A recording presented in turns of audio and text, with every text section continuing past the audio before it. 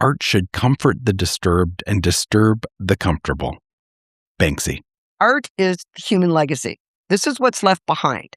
When we go looking for human history, we go to the Roman ruins. We go to the architecture. We go to the statues. When we are, as humans, want to learn about our human history, it's art and architecture, plays, writing. That's what's left behind by humans. And that's why art is so relevant. So 1,000 years from now, people, kids in classrooms are going to be looking at these ice out posters and the buttons and the rebel loon where we reclaimed the state seal as the symbol of resistance. And they're going to be looking at those things. They're not going to be looking at the checklist that ICE had. They're going to be looking at the art that we left behind that tells our story. So visual art, but also all art, that's what's left behind. That is the legacy of the human history. So what these artists did as they were wound up and designing things and getting things out and making banners, that's what will be in a museum. That's what's going to be in an art history book to tell the story of what happened in the winter of 2026.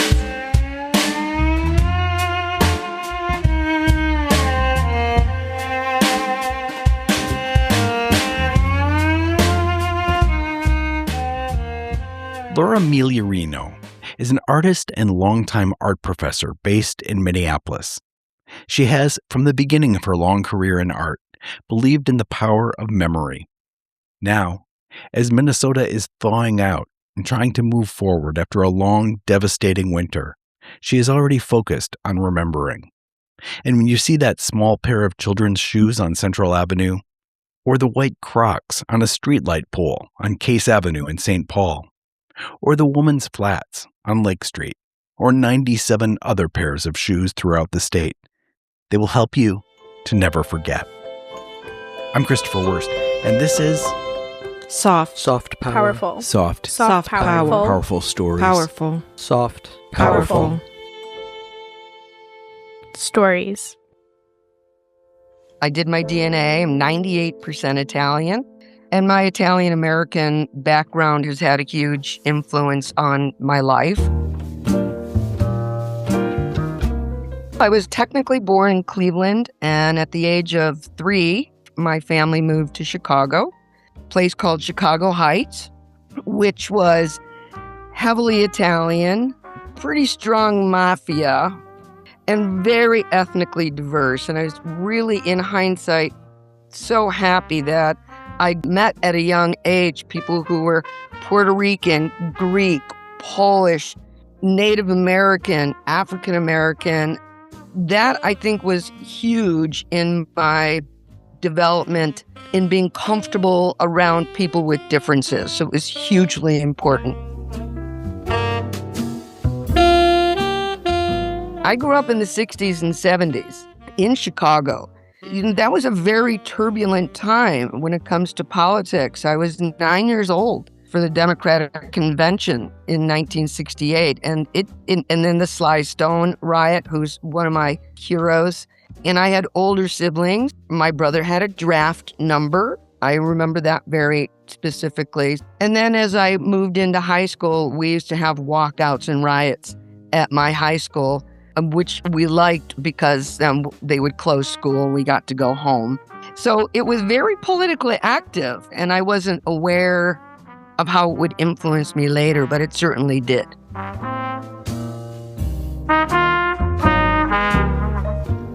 Did you have a sense growing up of what you might want to do when you were an adult? Art teacher, period, full stop. How did you arrive at that? What was your inspiration? In hindsight, lots of learning disabilities.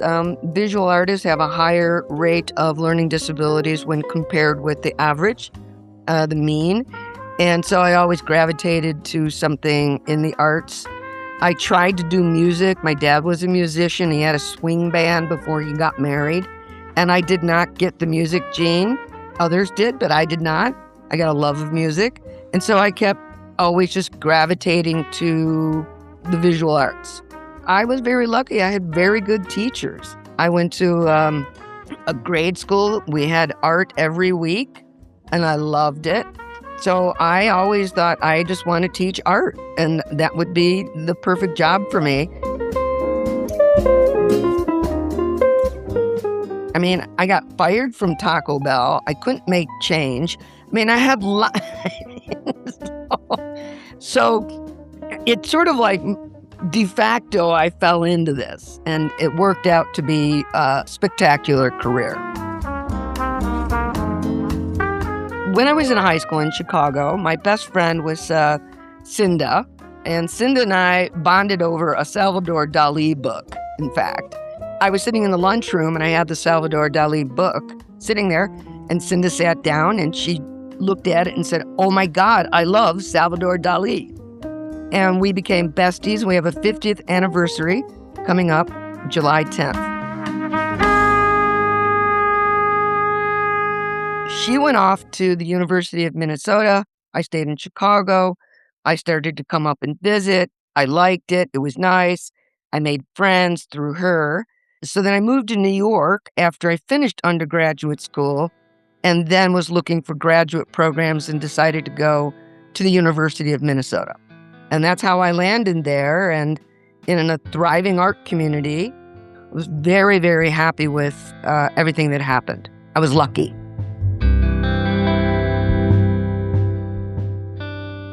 That leads me perfectly to the next question, which was just kind of to walk me through your evolution as an artist and kind of as your vision of what art was. I think the transition point for me was living in New York. 1982, the AIDS epidemic was on the uprise. It was very unclear. It was scary. Friends of mine began to get sick. Friends of mine began to die. The level of discrimination, the hostility from the Reagan-Thatcher years was egregious. There's no other word for it. It was really, really sad and very painful. And there was an amazing amount of artwork that came out of that AIDS activism. Grand Fury, Douglas Crimp, and then dovetailing on that with the Guerrilla Girls, Keith Haring. It was David Wojnarowicz. Amazing stuff was being produced. And so I got very influenced by that while I was there. When I returned to Minneapolis, I was very afraid that my brother would eventually get sick, which he did. He was diagnosed in 1987 and died in 1994.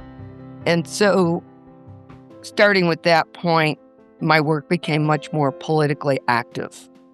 And that's where photography begins to seep in.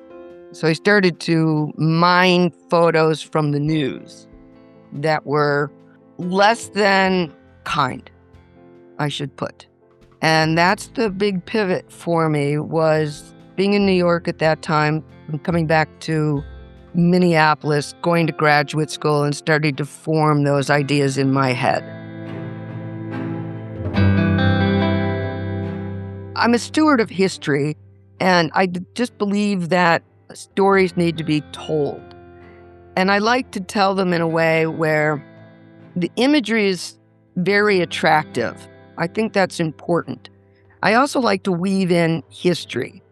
There was a short story, and I'm going to forget the writer's name, Italian, and there's a story of a very cocky salesperson traveling through mountain villages in Italy, and his coach comes upon a leper, and they used to wear bells so that people could hear them coming. And so he has this interaction on his coach with this leper who's walking through the hills.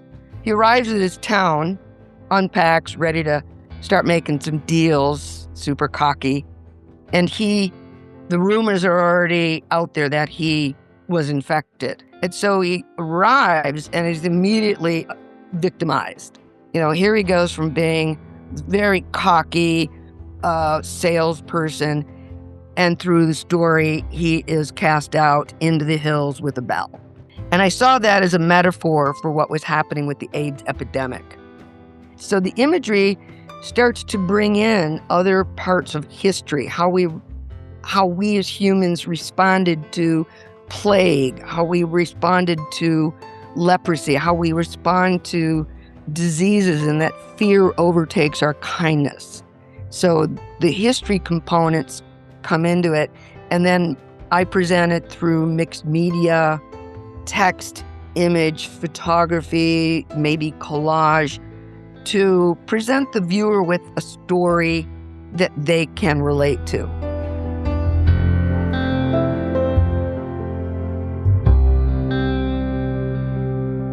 So it starts with the story for you.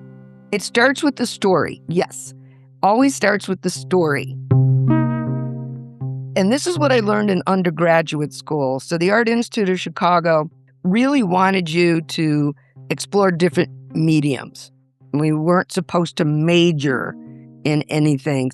It starts with the idea, it starts with the story, and then what's the best way of making the artwork? What's the best medium to present the work? And so that's why my work has been through so many different forms: painting, drawing, collage, printmaking, installation, sound, film, photography, all of it. And it's always generated by what does the story need to be told, how to be told best. My mom was a steward of history, so that's where this comes from. Loved history. Instead of going to Disneyland, we went to Appomattox. Even though I wanted to go to Disneyland, she insisted I didn't. I'm 8 years old. I'm at Appomattox. What she instilled in all of us is a love of history. And so because history is good storytelling. If it's taught right, it's great stuff. I mean, it's got scandal, and it's got war, and it's got sex. It's sad when students say, "Oh, I hate history." And I'm like, okay, listen to me. You're going to love history. She always would say, sitting at the dinner table, those who do not know history are doomed to repeat it. I mean, and that's how I grew up with this mantra in my head.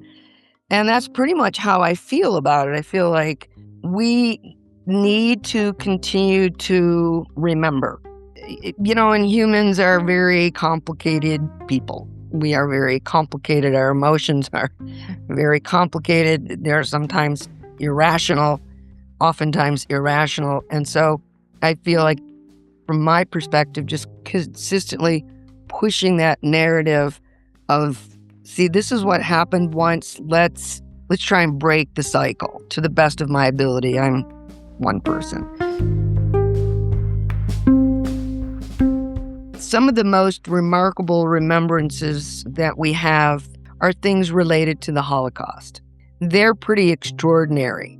What's at the Holocaust museums, the shoes at the Danube in Budapest, the stumbling blocks that you find all over Europe now are just chilling reminders of how vulnerable we are to other people's dislike or violence. And to be standing there in front of an apartment building in Budapest, looking down at one of the bronze blocks with a date and the name of a family, and to think they were standing here in terror, thrown out of their home, separated from their loved ones, and put on a train. I've been to the Anne Frank house in Amsterdam, and there's a window up there. And I've looked out that window, and I thought, Anne Frank stood right here looking out that window, and basically nothing's changed. And now I'm standing there. And I find that probably one of the most universally powerful experiences. Now, not everybody can get to Amsterdam, so my idea is, can I bring it to you?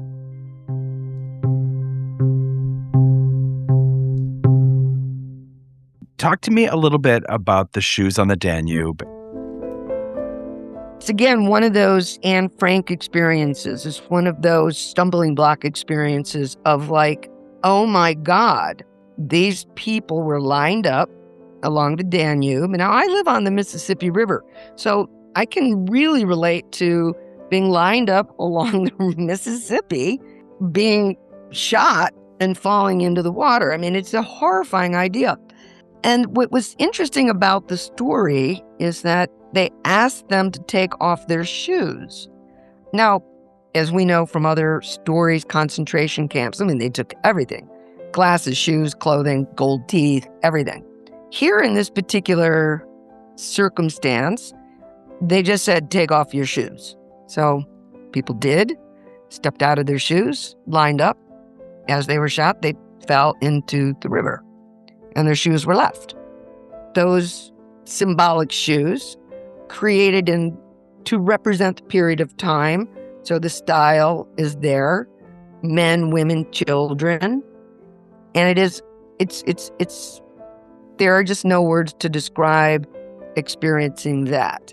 And the same idea, I can stand there and go, this is what this person saw minutes before they were violently murdered. And that's, to me, just so powerful.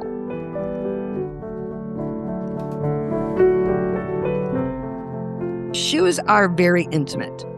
Part of it for me personally is that my family immigrated from Italy to the United States, and my grandfather was a shoemaker. And all of his brothers and uncles were shoemakers. So shoes play a large role in my family history. My dad, every Sunday, took care of all of his shoes, and he had a whole kit. I have at home my grandfather's shoe anvil. And shoes are really intimate. They form to your foot. They ground you to the world.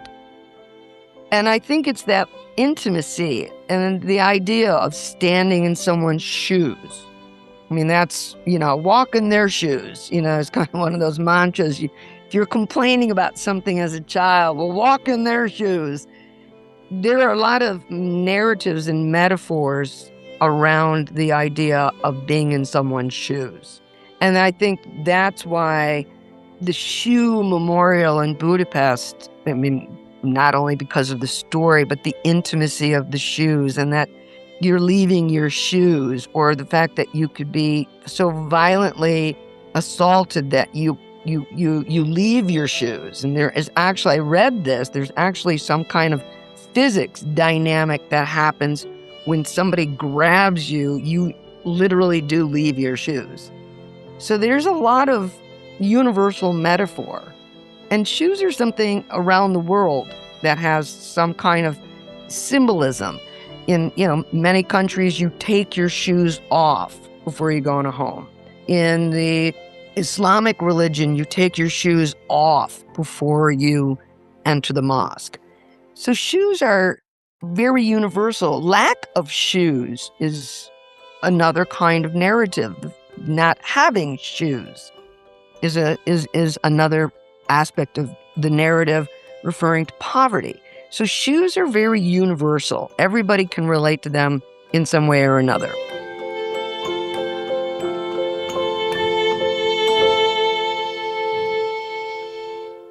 So let's go to Minnesota.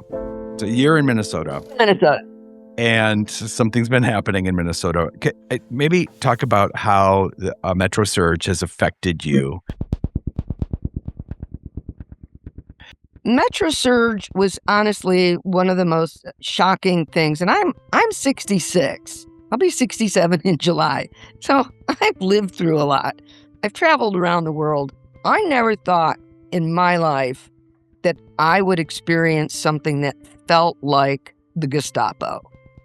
I never thought in my life that I would go to the grocery store or for a walk with my dogs or off to Target or whatever and fear for my life and worry that I would not be able to get from point A to B without possibly being abducted. I'm a homegrown American kid born in Cleveland. Never in a million years would I have expected this to happen.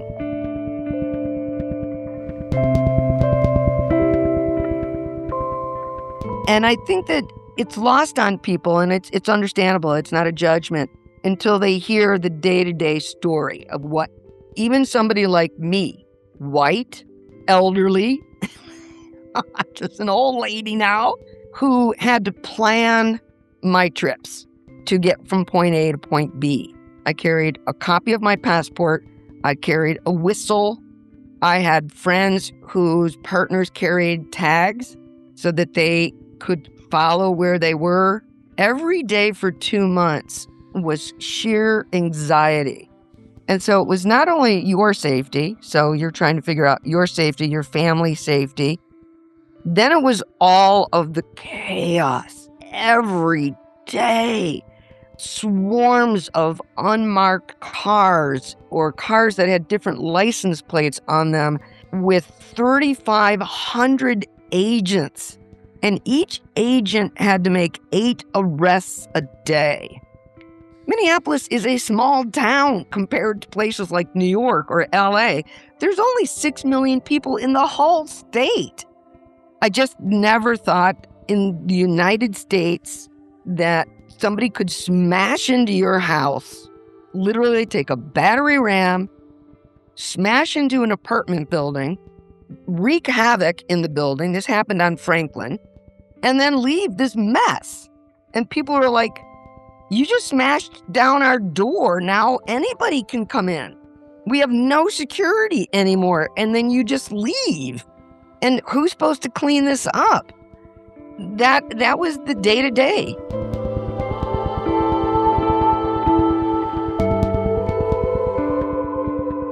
One of the things that was amazing, again, very typical, is the art world just was on fire when it came to imagery during the Metro Surge. Printmaking studios were going 24/7.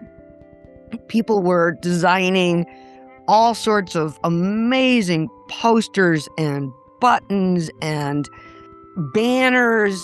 And I had friends literally who were in the printmaking studios, particularly screen printing, literally 24/7. Like we couldn't, so there was this massive push during Metro Surge to keep up with the messaging so that people could go onto their bridges. We all had bridge brigades. The North Loop, we started our bridge brigade. We went out every Sunday at 1 o'clock with ice signs, and we had amazing responses, particularly from people of color. So we're out on the bridge, and this African-American man pulled up and thanked us. It was all white people because we were out there, and he was crying, and he said, I can't be out here. It's too dangerous for me. And we all started crying. We're all, and again, it's like 0 out. It's really cold. So the push was getting this narrative out in print form.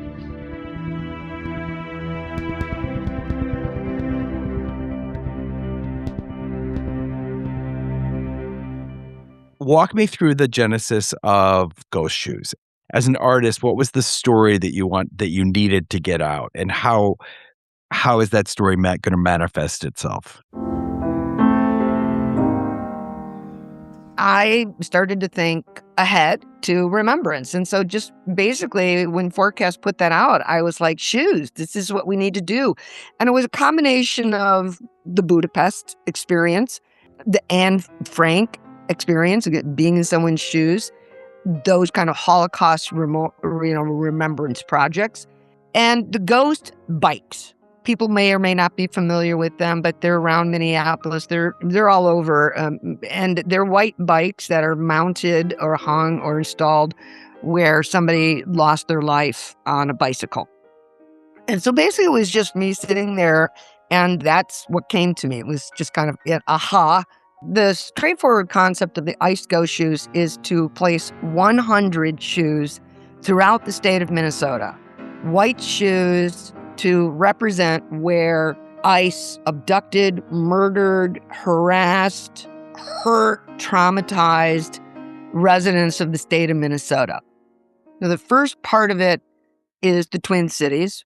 And then phase 2 is to then place another 50 white shoes around outstate Minnesota. Many of the smaller communities got hit very hard because decades ago, immigrants began to move to those communities to work in meat packing, for example. So while much of the, attention is on Minneapolis, and that's, of course, the largest city, so it's understandable, is that the outstate Minnesota also got, really hurt. I mean, one of the most egregious stories is in Wilmer, which we will be highlighting, where ICE agents ate at this restaurant and then came back and arrested the staff that had served them.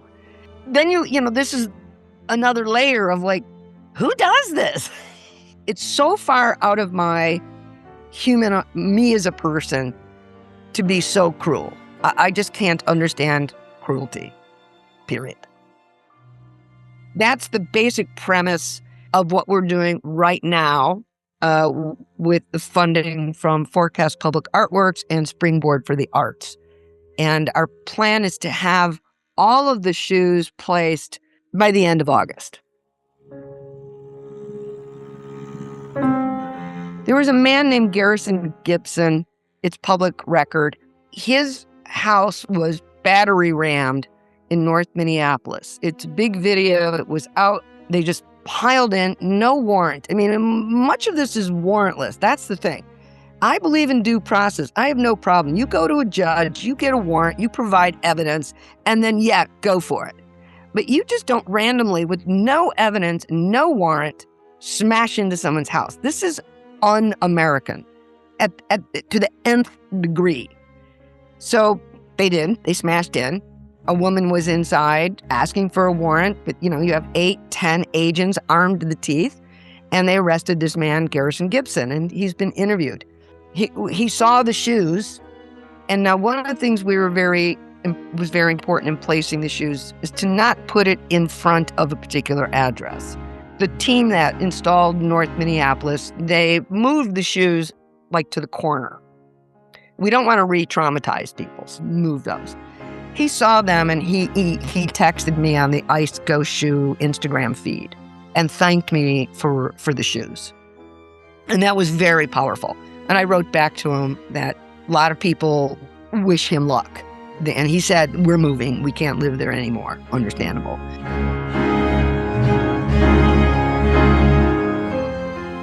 The other one that really hit me was a bus driver. She was, driving up Bloomington, I think it is, and she saw these shoes. And this is the funniest part.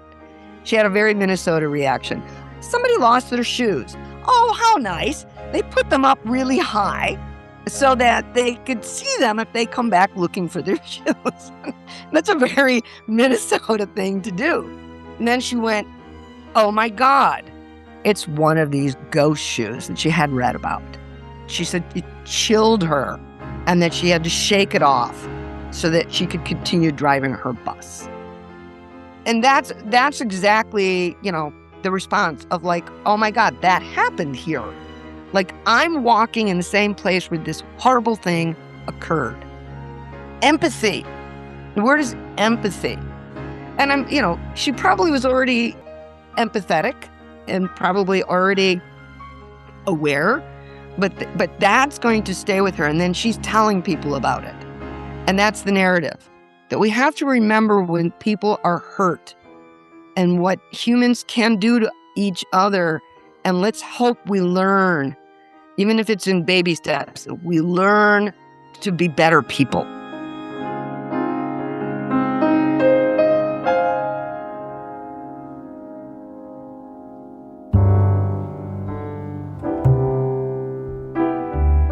I always try to end on a positive note. What gives you hope from where you sit in Minnesota today? I'm a half glass full person. I always see the silver lining. I think what gives me hope is the fact that we did this.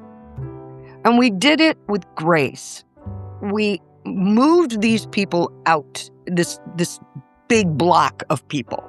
And we moved this daily mayhem in our streets out of our city. That doesn't mean they're gone. We'll get to that in a second. But the hellscape that we lived in for 2 months, we pushed them out.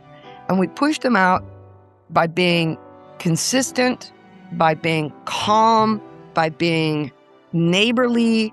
And we did it in a way that was not violent. It was amazing to get thousands, literally tens of thousands of people to think with the same mind. And it was a mantra that we shared and we said to each other all the time, don't take the bait. What the Trump administration wanted was they wanted to provoke a George Floyd scale riot. We stopped this. And I think that's incredibly important.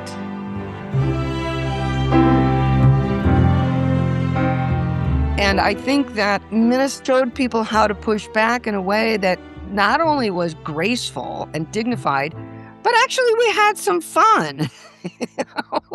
we got to know new people. We got to bond. We got to dance in the streets. We got to watch ice agents fall on the ice and smile. We also approached it with a quirky Midwestern sense of humor. And what gives me hope is that if people continue to model this behavior, we Americans can push back. And we can push back in a way that is positive, with positive imagery and not violence and mayhem.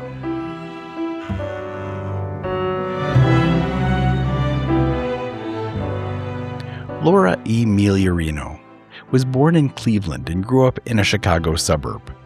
Her Bachelor's of Fine Arts degree is from the Art Institute of Chicago, and her Master's of Fine Arts is from the University of Minnesota.